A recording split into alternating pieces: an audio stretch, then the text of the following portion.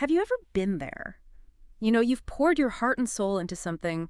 Maybe it's that really ambitious new project at work and it just hits a wall. Hmm. Or maybe you're deep into learning a new skill, I don't know, coding or something, and that initial rush of progress, it just completely evaporates. Yeah, that happens all the time. Or maybe it's the fifth job interview where they never even call you back, and all that excitement you felt when you first started the search, it's been replaced by this kind of gnawing doubt. Oh, absolutely. It's that really profoundly human experience, isn't it? Yeah. That universal moment where the initial fun or maybe the easy wins, they just wear off and things get incredibly relentlessly hard. Yeah. You hit this low point and you start questioning, is the goal even worth all this monumental hassle? Absolutely. We all hit those rough patches, right? Those moments when you seriously wonder, should I push through this? Or should I just throw in the towel entirely? And that's precisely what we're diving into today. This deep dive is all about navigating those really challenging moments where you find yourself at a crossroads, kind of pondering, do I persevere or do I pivot? Yeah, what's the smart move? Exactly. We're going to unpack the incredible and, frankly, often counterintuitive insights of best-selling author Seth Godin, specifically his groundbreaking work on something he calls the dip. And our mission here, it isn't just to summarize a book for you. It's to give you, our listener, a really sharp, actionable framework. Right. I want to cut through all the noise, the information overload, and really equip you with a powerful lens, a way to see when perseverance truly pays off. And when quitting is actually the smartest move. Exactly. When quitting is the strategic thing to do. Yep. And maybe most importantly, how you spot that crucial difference between the two. Okay. The goal is really to empower you with a framework for strategic decision-making, in your career, your projects, maybe even your personal life. So you can gain this knowledge quickly and actually apply it effectively. Okay, let's unpack this then. Because Godin paints such a vivid picture of this universal experience, what he calls the rough patch.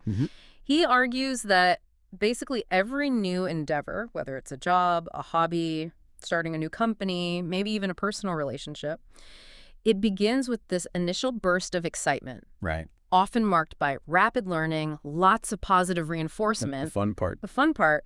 But then, almost without fail, things inevitably get harder. That initial fun wears off, and you hit this low point. Yes, that initial excitement. It's almost like a honeymoon period for any new pursuit, really. Think about taking up golf or learning acupuncture, maybe joining a new gym or even just starting a new job. Everything feels interesting, it feels novel, and you often get plenty of positive feedback, lots of encouragement. Right, you see progress fast. You see rapid improvement. Yeah. But then that initial learning curve, it kind of flattens out, the novelty fades, and that positive feedback loop suddenly goes quiet. It's that moment when, the garage band is playing to an empty club in the middle of nowhere, or you're like halfway through a marathon, and the joy of the finish line feels like this distant, almost impossible dream. Okay. This, as Godin describes it, is where the dip starts to make itself known. So, if it's more than just a rough patch, what exactly is the dip in Godin's framework? How does he define it? So Godin defines the dip not merely as like a temporary setback. He calls it a deliberate long slog between starting and mastery. All right, a long slog. A long slog. It's that extended period of really intense challenge, often filled with unglamorous stuff like bureaucracy, repetitive tasks, or just plain hard, unrewarding busy work. But here's the crucial insight. This period, it's the crucible. It's the intentional filter that separates the fleeting beginners from the true experts, the casual dabblers from the dedicated masters. A filter, I like that. Yeah. And what's truly fascinating here is that the dip isn't just an obstacle you have to endure. Godin argues it's an inherent, almost designed part of almost every worthwhile pursuit. Designed. Wow. Yeah, which raises an important question. Why do these dips exist, if not just to make our lives harder? And he says that while it feels like a really painful hurdle, it's actually a shortcut to success. That seems incredibly counterintuitive. It does, doesn't it? But his argument is it's precisely because it's so hard that it becomes a shortcut. Okay. The dip is the difference between, say, fleeting beginner's luck and real enduring accomplishment. Take, for example, the rigorous requirements for scuba diving certification. Right. It's all that bureaucratic paperwork, the seemingly endless pool sessions, the busy work of assembling and disassembling your gear, all before you're truly certified and can actually experience the magic of deep-sea diving. Okay, yeah. The payoff comes after the slog. Exactly. Or think about the leap from beginner to expert skiing. It isn't just about repetition. It's pushing through significant discomfort, right, to master more complex, useful techniques like carving or tackling moguls. Things that actually let you ski the whole mountain. Precisely. And for many aspiring medical students, college organic chemistry is the classic killer class. It's specifically designed to screen out the unmotivated. Ah, the ultimate dip. It's that incredible grind that separates those who are just kind of pre-med from those who will genuinely become doctors. The difficulty itself is what creates the value. He even mentions the 25-year dip for a Fortune 500 CEO. That's not just commitment. That's like an entire career arc. It truly is. I mean, Yeah. if you look at the resume of a typical Fortune 500 CEO, you'll often see a quarter century of hitting numbers, consistently working longer hours than almost everyone else, enduring setbacks, doing what they're told, even when it's unpleasant. Wow. It's actually pretty easy to be a CEO once you get to the top. The hard part is enduring that massive, sustained dip along the way. If becoming a CEO were easy, if there were no such dip, well, there'd be no scarcity of truly capable leaders, and their value, and thus their compensation, it would just plummet.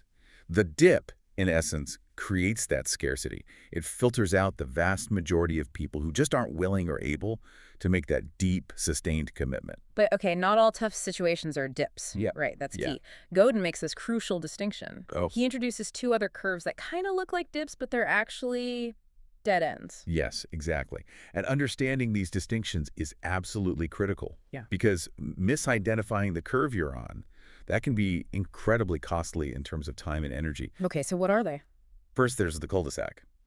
This is a situation where basically you work and you work and you work, Yeah. and nothing much changes. Stuck. Totally stuck. It's a dead-end job, maybe a stalled project, or even a relationship that has simply stopped evolving. Yeah. No improvement, no potential for mastery, just a flat line. The key characteristic here is stagnation. You're putting in energy, but you're not getting anywhere new. So it's not necessarily getting worse, but it's definitely not getting better either. Yeah. Just stuck, like running on a treadmill that's unplugged. That's a great analogy. Exactly. And the most insidious part of a cul-de-sac, it isn't just the lack of progress, it's the immense opportunity cost. Ah, right. What you're not doing. Precisely. Every hour, every ounce of energy you spend stuck in a cul-de-sac isn't just wasted. It's an hour or an ounce of energy you can't spend learning that new skill or building that crucial connection or launching that passion project that could actually lead somewhere meaningful. It's the silent killer of future potential, basically. It keeps you from doing something else that could be a worthwhile dip to push through. Okay, that makes sense. And then there's the cliff, which sounds, well, it sounds far more dangerous. It is. Godin describes the cliff as the rarest, but certainly the most dangerous curve of the three. This is a situation where the longer you continue, the harder it actually becomes to quit. Yeah. And it leads to a sudden, often catastrophic fall. The classic example Godin gives is cigarette addiction. You know, there's maybe some initial gratification, perhaps even a sense of belonging or coolness, but the pain of quitting just gets bigger and bigger over time. Until it's almost impossible. Right. Leading to severe, irreversible health consequences like emphysema. That's a pretty stark and frankly terrifying image. So it's like immediate gratification that leads to inescapable long-term damage, where the cost of getting out just keeps escalating. Precisely. Unlike the dip or the cul-de-sac, which really describe the patterns of most professions, hobbies, or relationships, the cliff is characterized by this insidious, escalating entrapment. You get some short-term pleasure or perceived benefit, but the cost of exiting becomes progressively unbearable until you're essentially forced off the edge. Most worthwhile pursuits, thankfully, do not follow this pattern. They typically fall into the dip or cul-de-sac categories. The cliff is the exception, a truly destructive path to be on. So if we're standing at a crossroads in our own lives, maybe with a project or a job, understanding these three curves, dip, cul-de-sac, cliff cabana, it's absolutely fundamental to making smart, strategic choices, isn't it? It is perhaps the single most important distinction Godin makes in the whole framework. He argues that the biggest obstacle to success in life is our inability to quit these curves soon enough. Wow. Quit soon enough. Right. The cul-de-sac and the cliff, by their very nature, are pathways to failure, or at best, mediocrity. So the primary goal of this entire framework is to empower you, the listener, to accurately identify which curve you're on right now. Okay. because that allows for strategic decision-making. It moves you beyond reactive, pain-driven quitting or just as damaging, aimless, pride-driven persistence.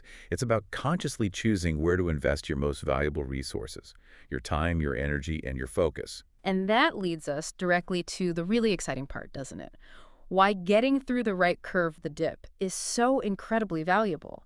Because that's the pathway to becoming what Godin calls the best in the world. Okay, when we talk about being the best in the world, that sounds, well, it sounds incredibly intimidating. Almost impossible for most of us, maybe. But Godin really redefines that term, doesn't he? But before we get to that, let's look at why being number one seems to matter so much. Because the system, as he points out, it feels incredibly rigged in favor of whoever's at the top. Oh, it's absolutely true. Our culture, our economy, our entire system, it just disproportionately celebrates and rewards superstars. The rewards are heavily, heavily skewed. Yeah. Godin points out it's pretty typical for the number one spot in any given field to get, say, 10 times the benefit of number 10 and maybe 100 times the benefit of number 100. 100 times. Yeah. It's not a linear scale at all where, a little bit better gets you a little bit more reward. It's a steep, almost exponential curve of returns. And he provides some fantastic, almost shocking examples to illustrate this disparity, like the International Ice Cream Association's top 10 flavors. You might assume the top flavors just do a little better than the others, right? Maybe a few percentage points difference. Yeah. But vanilla absolutely dominates with a massive 30% of all sales. While the 10th flavor, I think it was praline, languishes at a mere 0.5%. Half a percent. Half a percent. That's a colossal difference for what seems like a small gap in ranking. It's huge. And this phenomenon, it's often observed through something like Zipf's law. Maybe you've heard of that. Yeah. And it applies to basically everything from best-selling records to college application rates. Winners win big precisely because the marketplace loves a winner. And once winner is established, the market just kind of gravitates towards them. Another vivid example he uses is the August 2006 box office rankings. The movie Invincible made $20 million. But Barnyard, just a few spots down the list, made a pretty paltry $20.5 million. Wow, that's stark. It is. And this isn't just about fame. It's really about market dynamics, where a few items, or people at the very top, get this outsized share of attention, trust, and ultimately reward. So the real reason number one matters isn't just about the money or the fame, but something more fundamental, like structural. It's scarcity. Yeah. That's the key. Being at the top matters because fundamentally there's only room for a few. Okay. And this scarcity, it isn't accidental or somehow natural. It's actively created.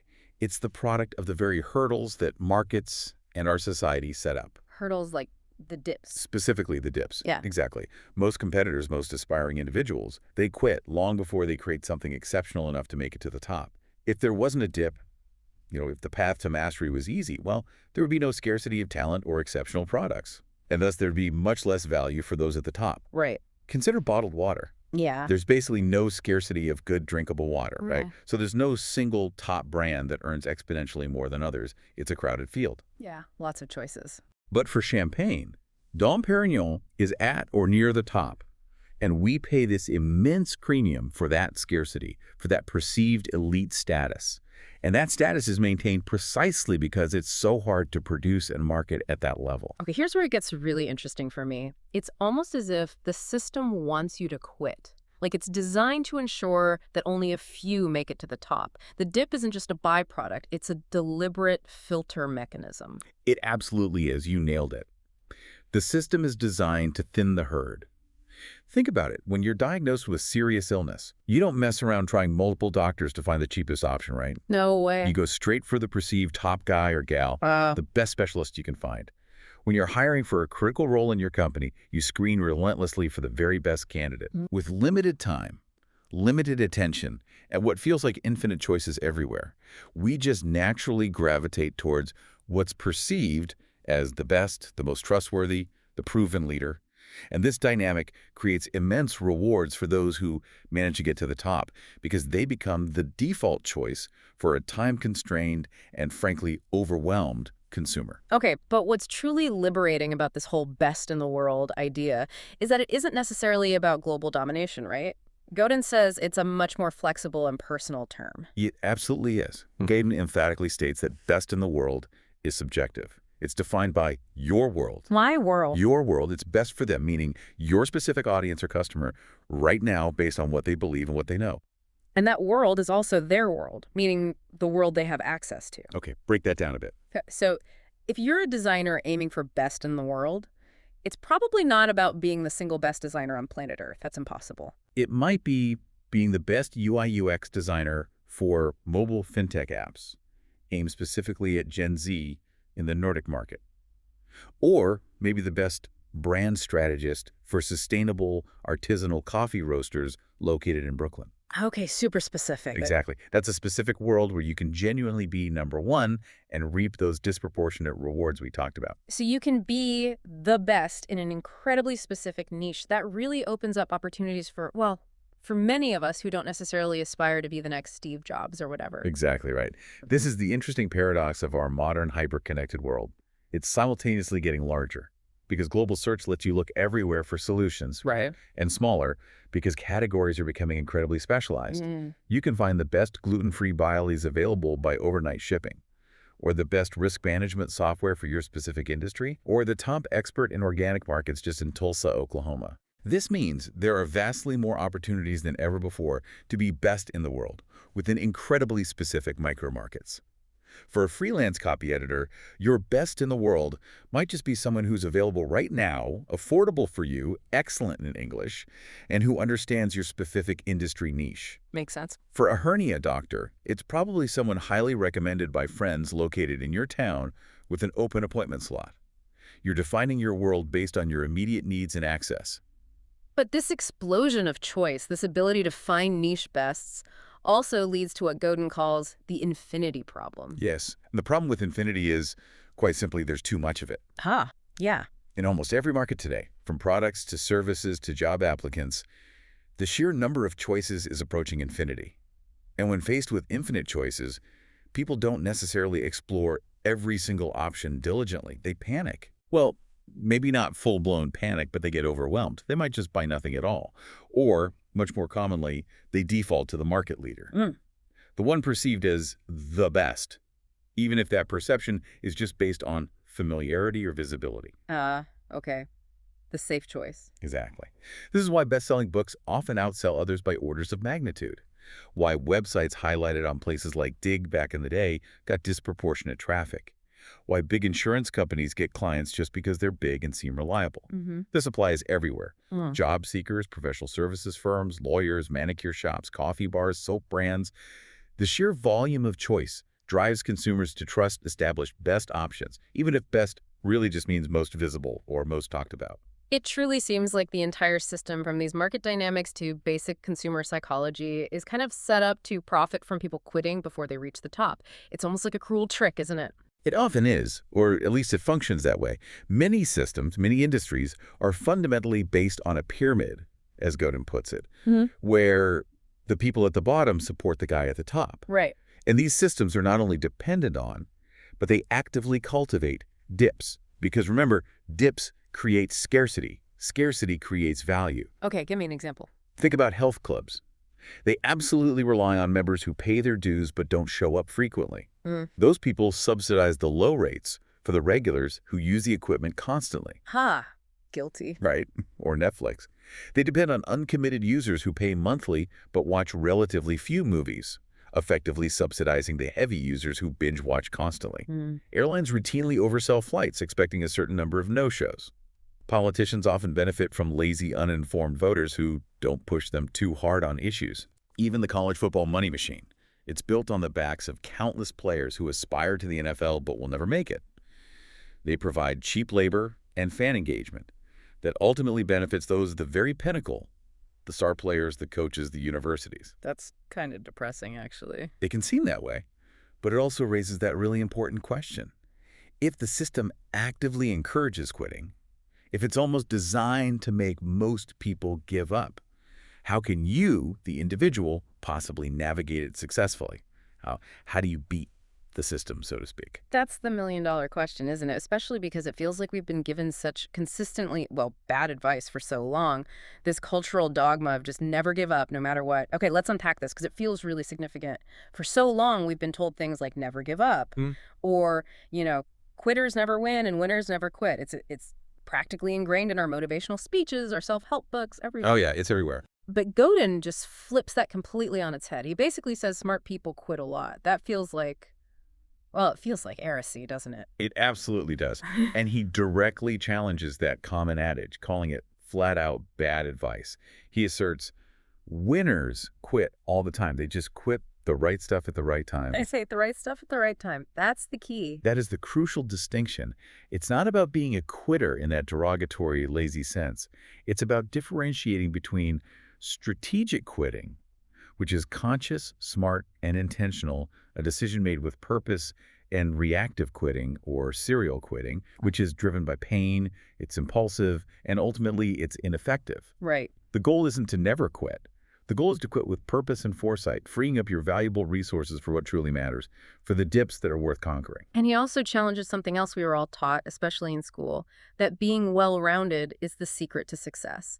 This feels like another sacred cow being tipped over. Totally. He argues this is profoundly wrong. School teaches us that having, 2 A's, maybe a B plus A, and 3 B's across various subjects means you're doing just fine. It encourages breadth over depth. Yeah, be good at everything. Right. But in a free market, in the real world, outside of school, we reward the exceptional, not the mediocre, spread across many areas. Think about it. When you pick a doctor or a restaurant for a special occasion, or an accountant for your complex taxes, do you care if they're also good at, pottery or basketball? No, not at all. Of course not. You want them to be exceptional at their core skill, the very best at the specific thing you need them for right now. Godin even critiques that common test-taking advice to skim through the questions and answer the easiest ones first. He says superstars don't skip the hard questions. They specialize in getting really, truly good at answering them. Those who consistently skip the hard questions might be well-rounded, sure, but they are in the majority, and ultimately they are not in high demand. Many organizations make the same mistake too, trying to be mediocre across all areas rather than exceptional in a few key ones, and they often fail as a result. So instead of just surviving the dip or kind of bracing for impact, successful people actually lean into it. They embrace the discomfort. That sounds tough. Yes, that's where the real magic happens, according to Godin. They don't just ride it out or buckle down and hope it passes quickly. Successful people lean into the dip. They actively push harder, changing the rules as they go. Changing the rules. Yeah. Adversity in this specific context gets reframed entirely. It actually becomes your ally. The harder it gets, Godin explains, the better the chance of insulating yourself from the competition. That win problem, those unpredictable elements like fickle customers, challenging sales prospects, shifting market forces, that's precisely what creates value and makes the pursuit profitable. If it were easy, if there was no wind, well, there'd be no profit, no scarcity, and ultimately no real value at the end. Like learning to snowboard, right? Yeah. That initial really painful dip of falling on your backside over and over again, that keeps most people out, leaving the pristine slopes eventually to those who tough it out. Exactly. Or think about weight training. The real muscle growth, it happens in those last few painful, burning seconds of a set, not the easy first minutes. Right, when you really want to quit. That's the spot. Or consider the historical example he uses of Butch Cassidy and the Sundance Kid heading for tougher and tougher terrain to escape the Pinkertons pursuing them. Butch knew that only by getting through the most impassable hills and deserts would the Pinkertons likely quit the chase. The harder it got, the better it actually was for Butch, because it created this natural, insurmountable filter. Wow. Okay. What's fascinating here is the complete reframing of difficulty. It's not a barrier to just avoid. It's a strategic filter that, if you embrace it and overcome it, creates scarcity and thus immense value for those few who push through. This is also what Jack Welch understood at GE back in the day. He made that radical decision to get out of any business where they couldn't realistically be #1 or #2 in the market. And by doing that, he freed up vast resources to help their other businesses get through their respective dips and actually dominate those chosen markets. And when faced with the dip, a really common instinct, I think, is to diversify, to spread your energy across multiple projects, maybe hoping one will stick. But Godin says that's another critical mistake, right? He calls it the lie of diversification. While it feels like the right thing to do, like hedging your bets, playing it safe. Yeah, don't put all your eggs in one basket. Right, that old saying. But Godin argues that spreading your energy too thinly inevitably prevents mastery in any single area. He argues quite strongly that the real success goes to those who obsess. Obsess. Obsess, he used that powerful woodpecker analogy. A woodpecker can tap 20 times on 1,000 trees and get nowhere. Or you could tap 20,000 times on one tree and get dinner. I love that. It's great, isn't it? Focus. Singular, relentless focus. That is the absolute key to getting through the dip and becoming the best in the world in your chosen niche. Without that obsessive focus, you just dissipate your energy and never build enough momentum to break through the barrier. Okay. So what does this all mean for us, for you listening right now? It sounds like we've got to stop settling. Like, we have only two truly good choices. Strategically quit the wrong things, the cul-de-sacs and cliffs, or really commit to being exceptional at the right things, the dips worth conquering. That's the stark but ultimately liberating reality Godin presents. He points out that most people are afraid to quit. It feels like failure. Yeah. But he offers this crucial twist. Settling for mediocre, for just getting by, is actually another kind of quitting. It's quitting on your potential. Average is for losers, he declares. Ouch. Yeah, it sounds harsh, but not in a dismissive way. It's meant as a stark warning. Being average might feel safe in the short term. It avoids the pain of making a difficult decision to quit or to push harder. But it makes you invisible in a world overflowing with choices. Your time, your effort, your career, your reputation, your astonishing potential. These are just too valuable to squander on being merely average. You deserve better than average. And the market ultimately rewards exceptional. It's a powerful and, yeah, definitely counterintuitive idea, isn't it? Especially when we start thinking about the deep-seated psychology behind why we don't quit, even when every fiber of our being might be telling us we probably should. So if being average is just another form of quitting, like quitting on your potential, what exactly keeps us stuck in situations we really should leave? Godin gets into the deep psychology of why we resist quitting, even when it's clearly, logically in our best interest. Well, one of the biggest culprits, he argues, is simply pride. Ego. Pride. Yeah, pride keeps people stubbornly clinging to dead-end careers or failing businesses or even relationships long past their expiration date. We think, I've invested so much time, effort, money. How can I just walk away now? What will people think? Right, the embarrassment factor. Exactly. Yeah. But hurting one's pride is not fatal, Godin reminds us pretty bluntly. He notes that people often feel this immense sense of relief and liberation after quitting a dead-end project once they realize that, yeah, the ego shredding wasn't actually fatal. It was actually a stepping stone to something better. Think about the historical example he brings up of Richard Nixon's refusal to quit the Vietnam War.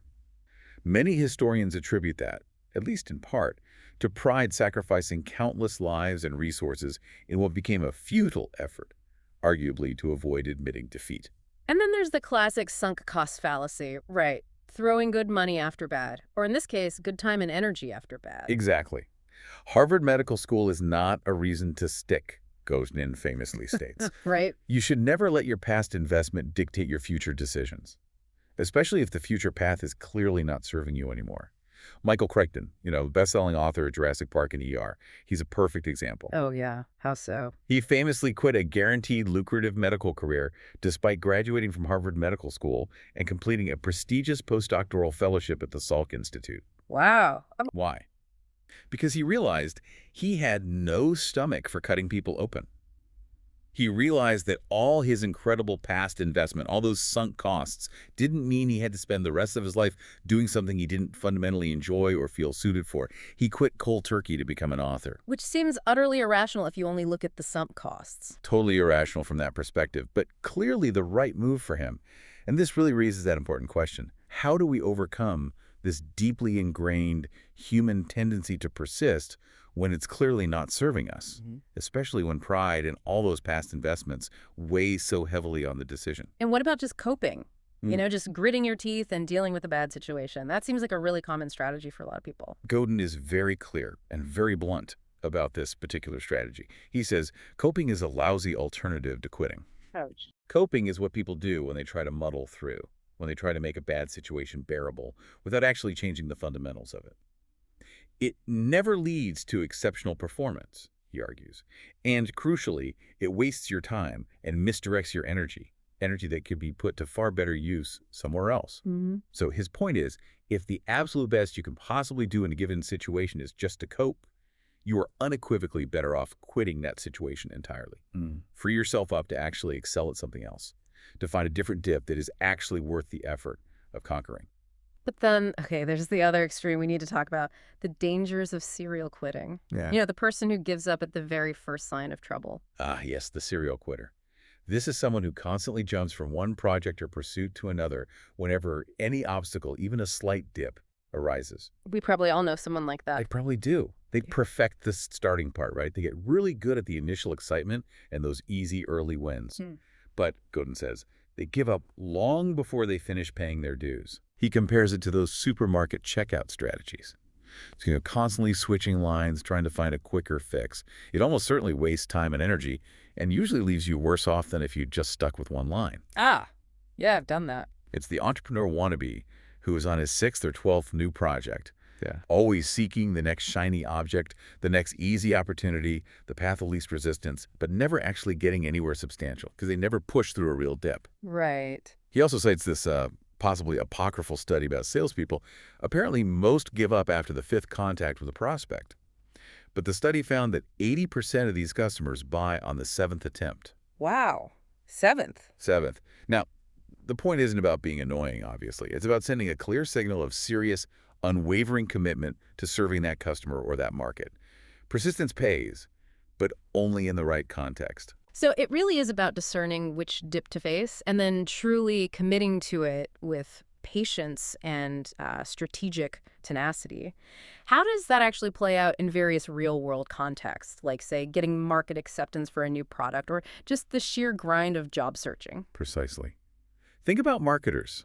The ones who don't quit during the often brutal dip of market acceptance are the ones who are ultimately rewarded. While others jump to the next quick hit product or campaign, Right. the successful ones often hunker down. They patiently perfect their product, they refine their message, they build an audience slowly, bit by bit. Think of authors like Dr. Seuss, rejected by dozens of publishers, or Stephen King, who famously threw his first manuscript for Carrie in the trash before his wife fished it out. Wow, I didn't know that. Yeah, or think about iconic brands like Gorilla Glue or Jimmy Choo shoes or even Swatch watches. They didn't become overnight sensations. They slowly, painstakingly built an audience, nurtured their product, and eventually reached critical mass by navigating their respective dips, rather than giving up when things got hard or took longer than expected. That makes so much sense. It's really about patience and persistence toward a specific goal, not expecting immediate gratification or some instant viral hit. Exactly. And job seekers, they face the dip too, often in forms they don't even recognize as a dip.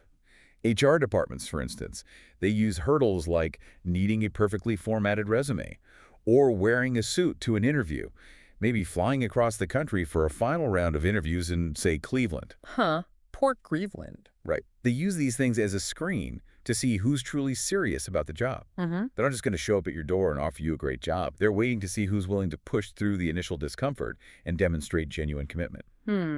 A filter again? It's always a filter.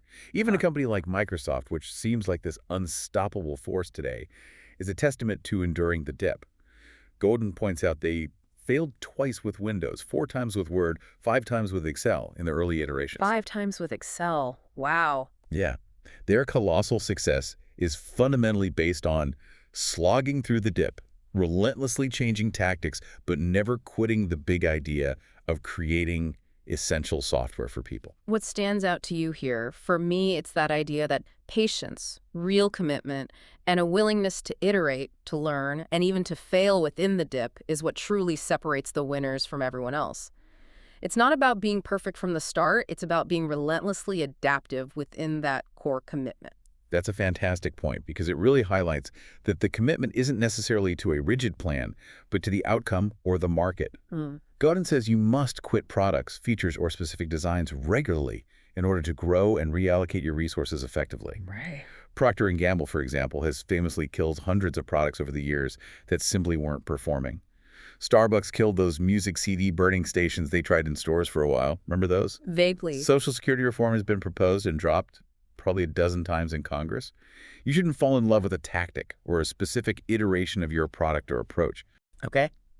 But crucially, Godin argues, you mustn't quit a market or a strategy or a niche once you've truly committed to it.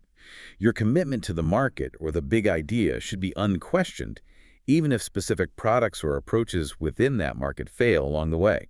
It's much cheaper and easier long-term to build a foundation, a reputation, and a customer base in one market than to just flit aimlessly between many different ones.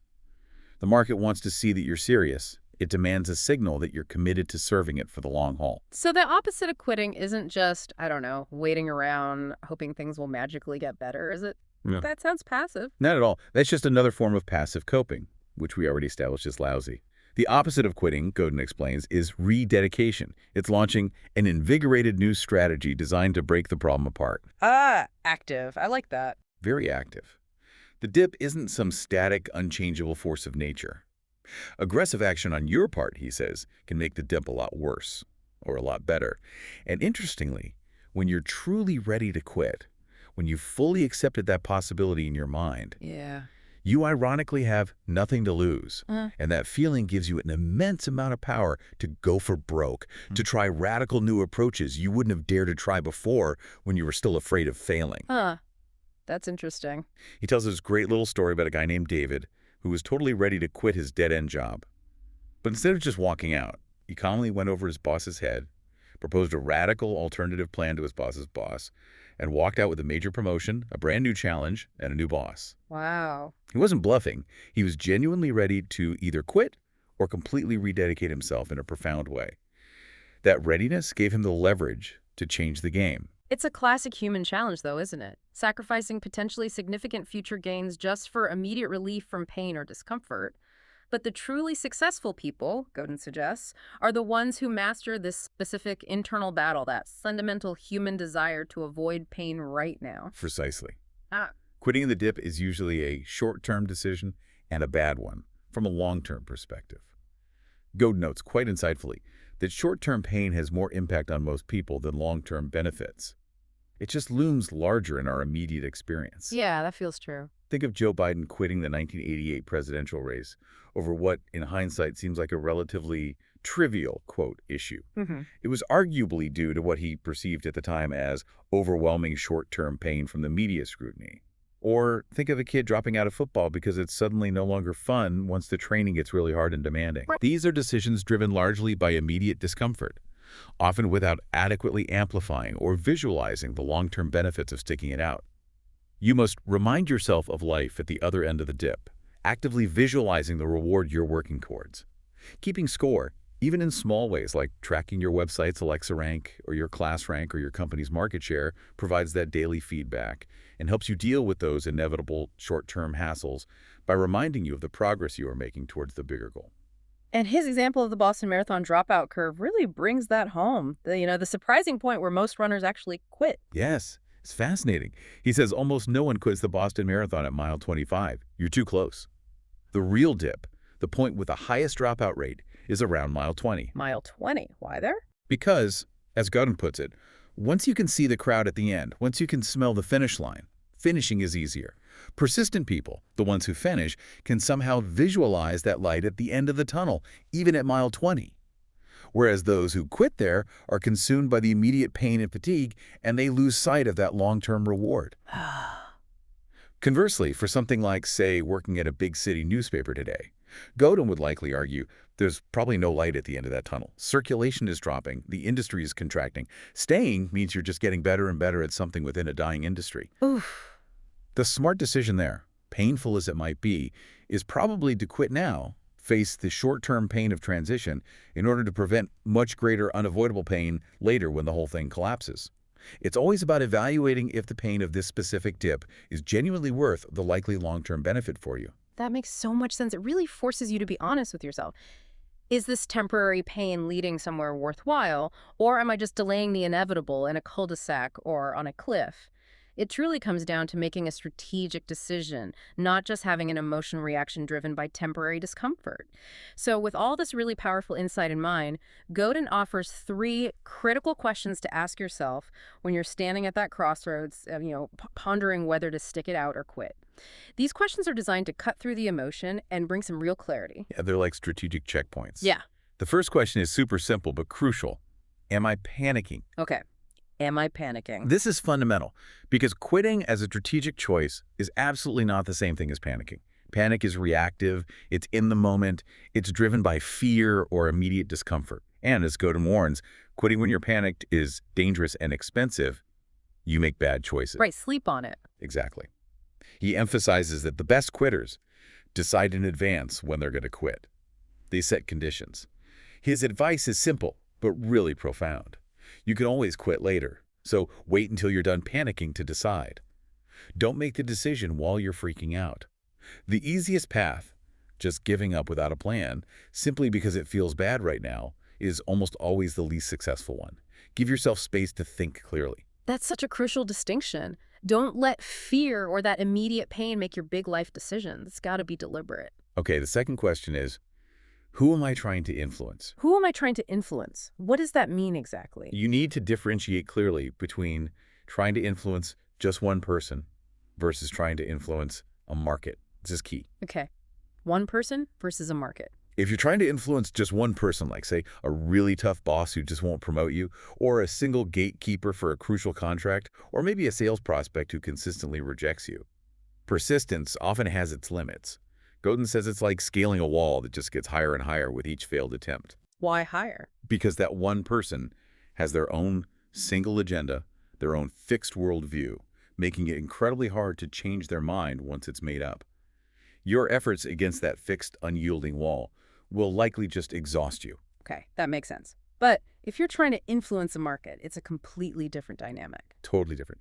Influencing a market, Godin explains, is much more like climbing a hill than scaling a wall. A hill. Yeah, you can make progress step by step. And interestingly, as you get higher, it often actually gets easier because people within the market talk to each other, trends emerge, adoption can accelerate. Every bit of progress you make gets amplified as word spreads, maybe reviews pile up, your reputation grows. Ah, network effects. Exactly. Think of Sergey Brin of Google, who famously explained that early on, they were never in a big hurry to get you to use it today. Why? Because they knew their technology would improve daily. They figured they'd make a better impression later because they were building for a market where quality would eventually speak for itself and spread organically through word of mouth and positive experiences. Okay, so panic check, influence check, person versus market. What's the third question? The third question brings it right back to objective reality. What sort of measurable progress am I making? Measurable progress, okay. This forces you to be honest. In any endeavor, a job, a relationship, a long-term project, you're ultimately either moving forward, falling behind, or standing still. There's really no fourth option. Stark. It is, and Godin's point is equally stark. Here. To succeed, you got to make some sort of forward progress, no matter how small. Sticking with something in the absence of forward progress is a waste, primarily due to that opportunity cost we talked about. Right. You could be making progress elsewhere. Exactly. Now, measurable progress doesn't have to be a raise or immediate financial gain. It can be more subtle, right? Like maybe consistent customer satisfaction that's leading to genuine word-of-mouth growth for your small business. Or maybe you're gaining valuable new skills or significantly extending your professional network. Your consistency and your market presence can absolutely justify your efforts, but only if there's some discernible form of forward movement happening. Okay. The persistence of an author who gets turned down 30 times might pay off in a market because market has many doors and can eventually say yes. But sticking with a dead-end job where nothing ever changes or a dysfunctional relationship that never improves, that kind of persistence rarely leads to a sudden positive shift. It usually just means more stagnation. Okay, those three questions are really practical. Am I panicking? Who am I trying to influence? Am I making measurable progress? And all of these questions seem to lead to Godin's most profound and maybe most freeing piece of advice. This idea of quitting before you start. It sounds weird, but it's about taking the emotion out of it entirely, right? Yeah. It truly is. He challenges you, before you even begin a major undertaking, to write down under what circumstances you're willing to quit. And when. And then stick with it. Write it down beforehand. Yeah, he quotes the ultramarathoner Dick Collins, who said, "Decide before the race the conditions that will cause you to stop and drop out." This is incredibly powerful because it prevents those emotional short-term decisions when the inevitable pain and frustration of the dip eventually set in, because they will set in. Setting your quitting criteria beforehand provides crucial perspective when you're hurting or discouraged. It transforms quitting from a sign of failure into a strategic decision that enables you to make smart choices. It's part of the plan, not a deviation from it. So it's really about being incredibly intentional with your energy and your resources, isn't it? You mentioned an analogy earlier, almost like a bicycle tire analogy, choosing the right amount of pressure for the right size of tire. That's a perfect way to visualize it, and it's one Godin uses.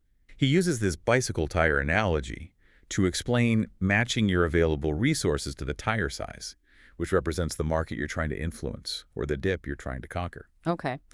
He points out that the first 10 pounds of air pressure you put into a completely flat tire, they do almost nothing visible. But the last 10 pounds, bringing it up to full pressure, those are crucial for performance. Right. So putting too little pressure into a really big tire or investing too few resources into a vast competitive market means your efforts are essentially lost.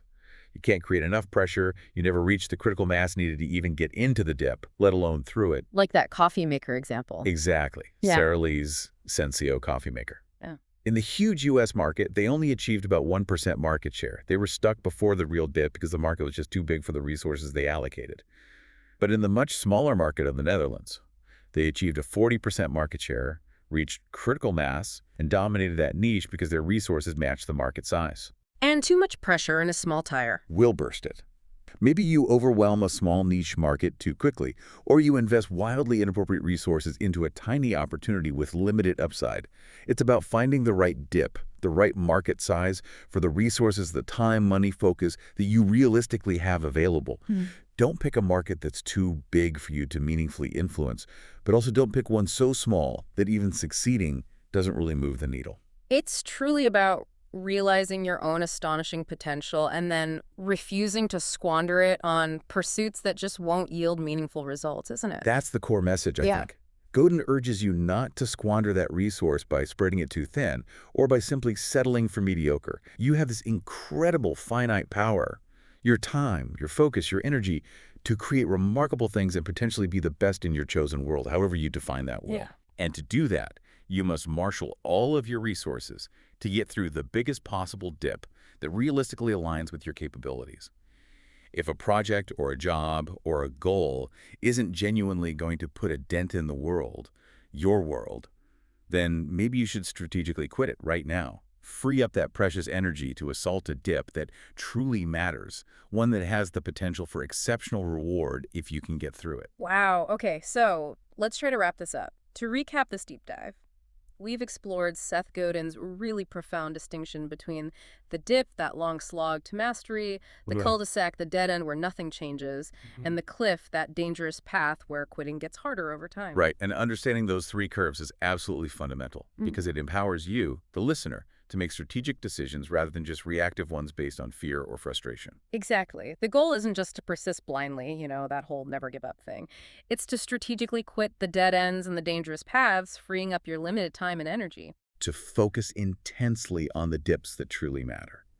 Because it's those dips, the ones worth pushing through, that when conquered lead to those disproportionate rewards and give you the opportunity to become the best in the world, at least in your chosen niche. You have astonishing potential, we all do, and the worst thing you can possibly do is squander that resource by spreading it too thin, or by settling for just being average.